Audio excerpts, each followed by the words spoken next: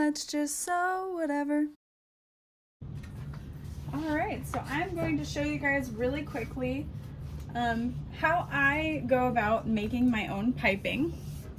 I have this cotton polyester blend piping here. I believe it is like 3/8 of an inch. You could go a little bit bigger if you prefer, or again smaller. There is also like the maxi piping from Wright's tapes, etc.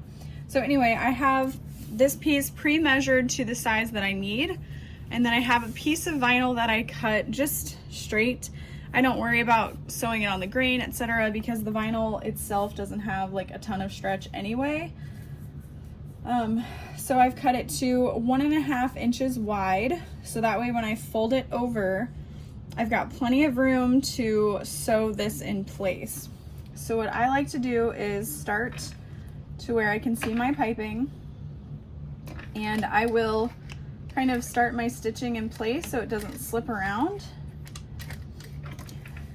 And then you can use like a rubber cement or glue to help you hold it in place, but I just kind of fold as I go.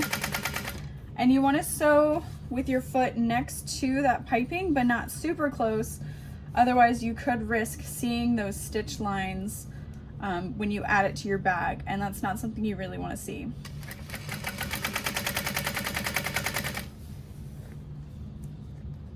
And then I just slowly pull as I go, and I don't have to worry about my piping slipping since I did sew through it at the top. And then I'm going to do the same at the bottom just to help hold it in place.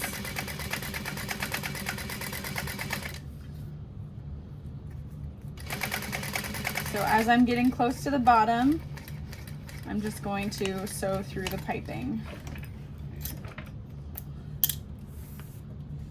And so now I have my own pre-made piping. It's actually not as difficult as it seems. If you are adding this to a piece and you need it to kind of stretch or move, what you can do is just add little snips into the seam allowance of the piping, and that'll help you bend it a little bit better. And then when you sew, again, you're gonna sew about 1/4 of an inch in from your original stitch line so that it hugs nice and tight up against the piping you've added inside. So I hope that helps you guys make your own piping as well.